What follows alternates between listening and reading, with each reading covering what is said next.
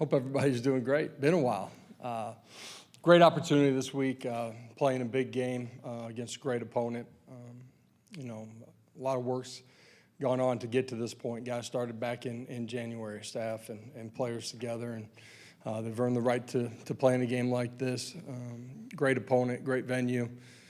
You look at Ohio State defensively; they lead almost every category in the country, and offensively got elite players on that side of the ball, and they tie it together well with special teams. So huge challenge for us, but one we're really excited about. And preparation's been good. We got to continue that this week and get ready to go play our best football when we get up to Columbus. So great opportunity. Hope we see a bunch of our fans showing up as well.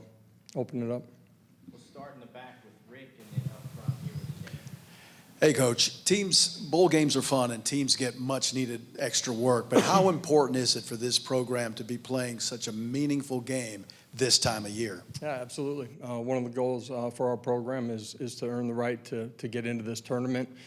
Proud of what our guys have done. First week of this preparation, we got a lot of young guy work. We've been intentional with that throughout the course of the season as well, and have tried to continue that as we've shifted our focus to Ohio State. But this is all the work and energy that you put into it. This is where you want to be. Josh, for the people that believed in your vision before you had anything to point to, Dylan specifically, what does it mean for you to get to this point, to be in the playoff, and to have tangible results of things that they believed in when you had just gotten here and they were coming on board? Yeah, absolutely. Next step for us as a program, 2 years ago, I think we finished sixth in the country. There's a lot of guys that have been a part of building this. You look at the senior class, guy like Dylan that bought into the vision before there was tangible proof on the field of who we are, what we're about, and how we're going to go play together. And it only happens because of the guys inside of that locker room.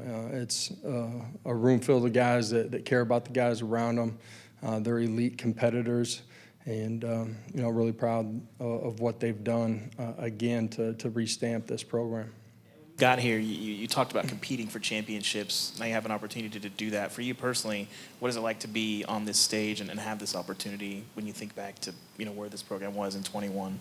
Yeah, again, it happens because of your staff and your players all buying into a vision, competing towards that every single day. We've continued to take steps. I'm really proud of everybody that's involved in that. But this is the next step that we had to take as a program. And it's a great opportunity, but now it's about what are you going to do with the opportunity. And it starts long before you get to kickoff. It's preparation and practice the right way to give yourself a chance to go play elite football. Coach, this probably is an odd question, but do you feel like your roster is set for Saturday? And how crazy is the timing of this entire month? Okay, that is an odd question, yes. Obviously, the calendar, the way that it's set up, it's unique. This might be the only sport that operates this way, where, transfer portal, free agency, whatever you want to call it, is right in the middle of your postseason play. But we do feel like the roster's set. This group's ready to go compete and ready to prepare the right way. They've had really good energy and focus. Last week is we knew who our opponent was going to be, and we could start our preparation, and had great energy today as well. And no one who's gone in the portal will be a part, right? What was that? No one who's No. gone in the portal will be a part, right? No. Josh, I know you're focused on things on the field, but Tennessee fans have been really enthusiastic to find tickets and to buy tickets to get to this game. Any part of that surprise you that they've managed to find their way into that stadium? Not with this fan base. It's a nice short drive up there, and Christmas is right around the corner. It's a great Christmas present.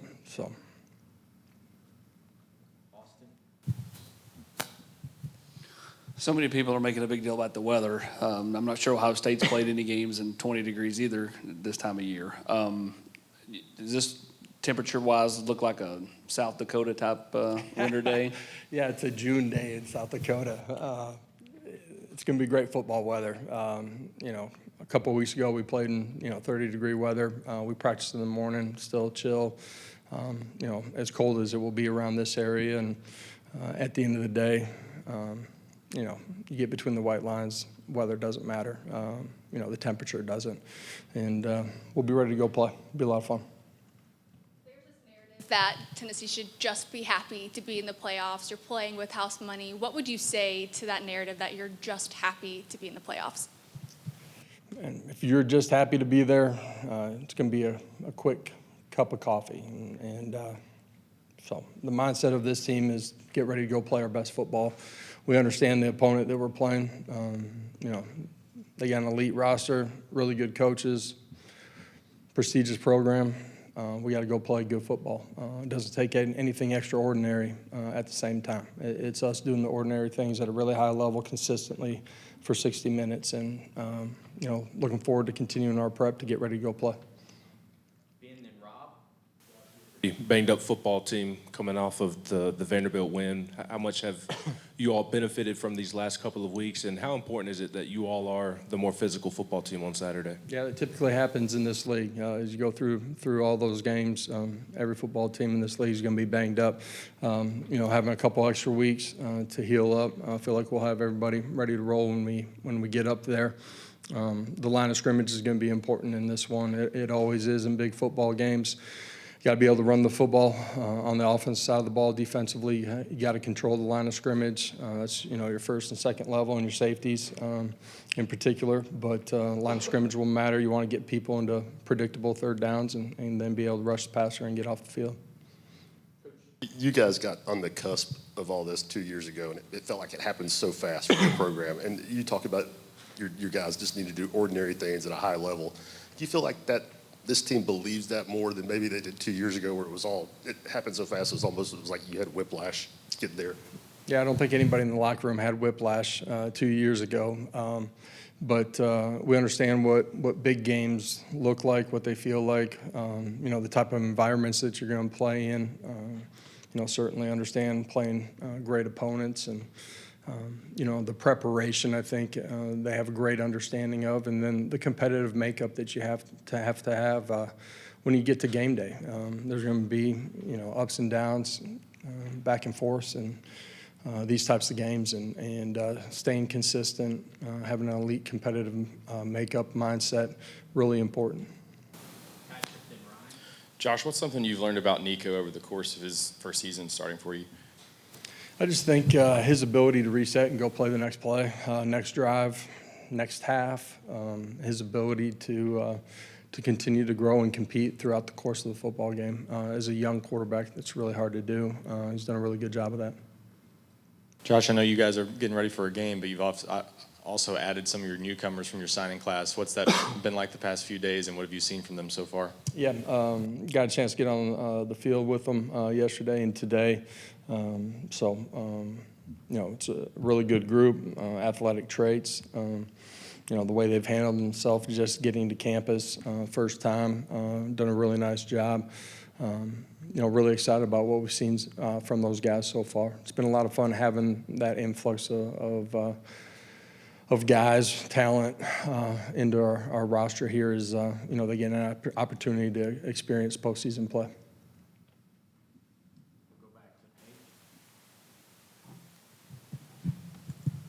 OSU has a pretty elite trio of wide receivers. How do you think your DBs will fare in that matchup?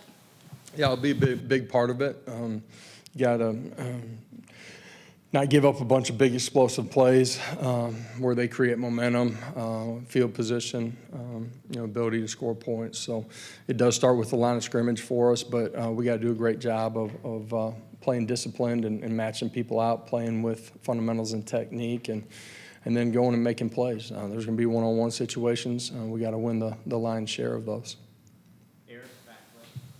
Josh, you look at Ohio State in the red zone, both offensively and defensively, really efficient football team. What have you seen from their units that make them so effective inside the 20? Yeah, defensively, within the scope of the structure that they're playing, they got great discipline. Their eyes are in the right spot. They match things out. Their front seven make it tough to run the football. Then offensively for them, they do a really good job in those situations.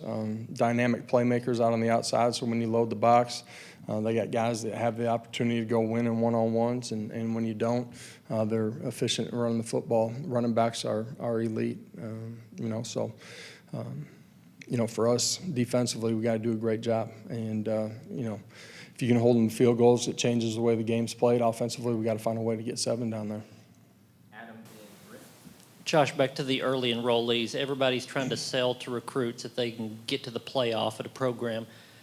How does it help you guys reinforce that message when these guys are actually practicing here while the team's getting ready to go to the playoff?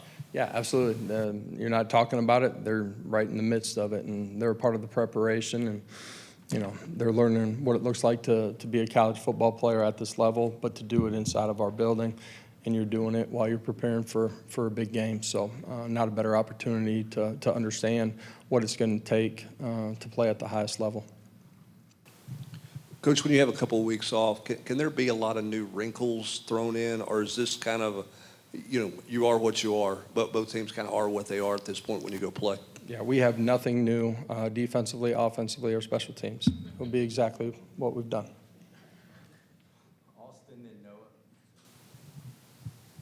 Brent and Ryan kind of touched on just the different things that got going on right now. I'm sure if you had nothing else but this game to prepare for, you would tell you there's not enough time in the day. But when you got to host, kids coming out of the portal, trying to hold on to your own players, obviously the newcomers, all the stuff that's going in, like, just how much more intense is like this week than compared to a year ago when there was no 12-team playoff and you were just kind of doing some of that stuff without this game to prepare for?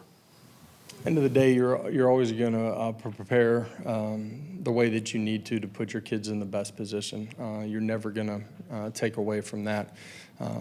This job, college football in general, is dramatically different than it was 2, 4, 6, 8 years ago. The way the calendar is, there's a lot of things that you're juggling all at one time. You got to find a way to navigate that. That's why the people inside of the building that help you are integral to your success. And on the recruiting side of it, it's always what coaches say is a piece of the puzzle, man, but it's not the biggest piece. When they get here, understanding the culture, what it looks like to be inside the building, your players are your greatest attribute when it comes to recruiting. I know you've talked about how unique this sport is, but and you'd probably like to be at home this week, but just you get a sense of maybe extra excitement that these guys are getting to play in a venue and a game they normally wouldn't get to in the regular season. Man, absolutely. One of the goals you have is to get into postseason play. You're in the tournament. Now it's about, preparation and getting ready to go play your best football. You can see the focus in the guys and at the same time not making it bigger than it is, meaning it's just 11 on 11. We're playing a great opponent, great venue, but it comes down to doing the ordinary things here. One more here in the room before we go to Zoom. Coach Braylon Staley, how have you seen him develop, and how ready is he to take the field if his name is called upon in this game? Yeah, Braylon's done a great job. Young player that just has continued to grow through the winter, through the spring, through the summer. More opportunities, chose to play him in 4, keep the red shirt, but he's more than ready to go play in this one. We'll go to Zoom now. Just unmute your speaker there. We'll start with Teresa Walker, the Associated Press. Josh, with Dylan Sampson, what has he meant for this offense, both on and off the field, with his approach to the game this year? Yeah, just Dylan, super consistent in how he approaches everything inside of our building. That's meeting room, it's, in the weight room, on the practice field. Dynamic leader for us as a program. And then as a player, just his growth since he's gotten here, what he's done to prepare himself to have the load that he's carried this year. You watch the tape. He's done a great job of creating big plays, explosive plays, making people miss. But he's done a great job of understanding, when it's not clean, getting his pads down and going +2 at the end of the runs. But he plays great without the ball in his hands as well, and a huge part of our success as a football team. We'll go to James Scripea, the Oregonian. Josh, not specific to this week, so if you'll indulge me on one question about Dylan Gabriel and your experience with him. The adage is you never want to be the guy after the guy, but Dylan's done that throughout his career, and obviously it started with you guys at UCF. What do you think it was that enabled him to excel in 19 under those circumstances with McKenzie as a freshman at that point for him? And from what you've seen him do following Caleb Williams and Bo Nix, why do you think Dylan relishes in following highly successful quarterbacks when others may struggle or look to avoid those situations? Yeah, I think one of the great traits of Dylan, he's extremely grounded in who he is, has a great family. But because of that, he's not worried about tomorrow, and he's not worried about what came before him. He's truly in the present. He's that way inside of the building. He's an elite competitor, and that makeup has just allowed him, no matter where he's at, to be able to garner respect from the guys. And once you gain that, man, everybody sees what type of competitor and how he plays. He's a dynamic playmaker, man. One of the best that I've been around. Thank you. Last one to Nick Hamilton. Hey, Coach. I wanted to ask you specifically just about Nico as far as somebody that truly understands the culture that you set up there at Tennessee. What are some of the things that you've seen, not just on the field, but off the field, that he's been able to really be a positive face for this organization and for this team? Yeah, as a young player, everybody wants the quarterback to be the leader immediately. Smart, young quarterbacks understand that there's a growth and an evolution to it. Nico's been great in one-on-one situations from the time that he got here, communicating with wideouts. He grew into, communicating and challenging the five guys in front of him. But now you can feel, as he started to play, you can feel his presence in everything that we're doing every single day. And Nico's got a great understanding of, man, you gotta be with the guys. You're not one of the guys when you're the quarterback, but you gotta be with the guys. You see him at the hotel on Friday nights. He's eating dinner with the offensive lineman. He's with the defensive lineman. He does a great job of, kind of getting out of his quarterback group or just the offensive unit and developing relationships with those guys. And that's a big part of leadership. Those guys having a relationship with you, understanding that you care about them, allows you to lead them.